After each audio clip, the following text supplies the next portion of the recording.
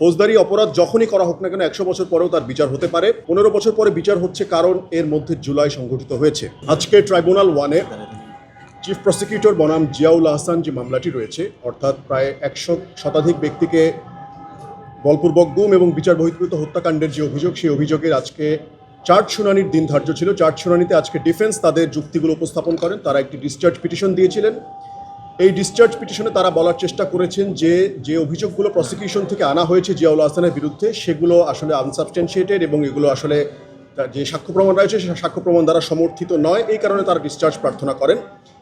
এর জবাবে chief prosecutor শুনানি করেছেন এবং তিনি দেখিয়েছেন যে কিভাবে প্রসিকিউশনের যে সাক্ষ্য প্রমাণ রয়েছে সেই সাক্ষ্য প্রমাণগুলো দিয়েই জিয়াউল আহসানের বিরুদ্ধে যে 3টি সুনির্দিষ্ট অভিযোগ আনা হয়েছে, এই সুনির্দিষ্ট অভিযোগগুলো প্রসিকিউশনের দাবি মতে প্রতিষ্ঠিত করা যায়।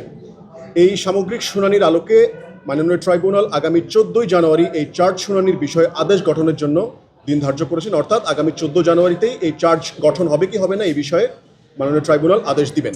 এই ছিল আজকের জিয়াউল আহসানের মামলা সংক্রান্ত আলোচনা। প্রথমত দুটো বিষয় আমাদেরকে মাথায় রাখতে হবে। একটা হচ্ছে, যে কোনো ফৌজদারি অপরাধের ক্ষেত্রে কখনোই কোনো ধরনের তামাদি আইন প্রচলিত হয় না।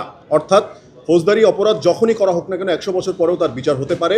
সুতরাং 15 বছর পরে বিচার কেন করা হচ্ছে বা ইত্যাদি, এই প্রশ্নটা আসলে অবান্তর। এবং এটার আরেকটি গুরুত্বপূর্ণ অ্যাঙ্গেল রয়েছে যেটা চিফ প্রসিকিউটর আদালতে ক্লিয়ার করেছেন, যে 15 বছর পরে বিচার হচ্ছে কারণ এর মধ্যে জুলাই সংঘটিত হয়েছে।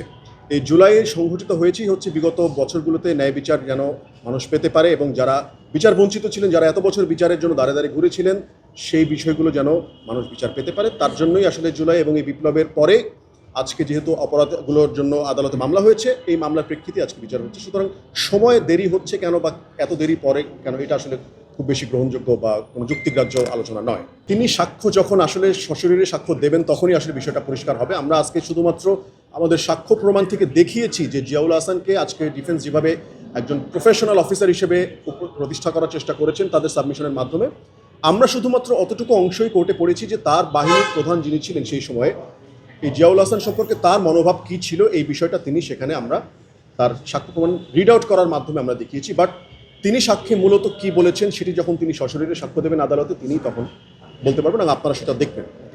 আচ্ছা, এখানে দুটো বিষয় আবারও পরিষ্কার করে দিই। প্রথমত হচ্ছে, চূড়ান্ত রিপোর্ট সত্য, অর্থাৎ ফাইনাল রিপোর্ট ট্রু, এটা বলা হয়েছে। এর অর্থ হচ্ছে আইনের ভাষায় যে ঘটনাটি সত্য কিন্তু কে বা কারা সুনির্দিষ্টভাবে করেছে এই বিষয়টি সম্পর্কে জানা যায়নি। এবং একটা বিষয় কিন্তু এই রিপোর্টে স্পষ্টভাবে উল্লেখ করা হয় 10-11 সালের রিপোর্টগুলোতেই, যে যদি প্রকৃত অপরাধীদের সন্ধান পাওয়া যায় তাহলে আবার কোনো তদন্তের মাধ্যমে বিষয়টা নিষ্পত্তি করার চেষ্টা করা হবে। সুতরাং সেই সময় যেহেতু অপরাধীদেরকে চিহ্নিত করা যায়নি, এবং কেন যায়নি এর ভালো মতো এর কারণ আপনারা ভালো করেই জানেন।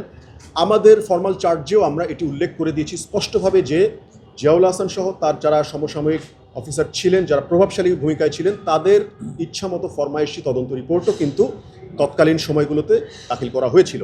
সো এই বিষয়টি যখন পরিষ্কার হয়ে যায় তখন এই ফর্মাল চার্জে যখন নতুন করে তদন্তের মাধ্যমে নতুন অভিযোগ আনা হয়, পূর্ববর্তী মামলার ফাইন্ডিংস কী ছিল সেটি আসলে রিলেভেন্ট থাকে না।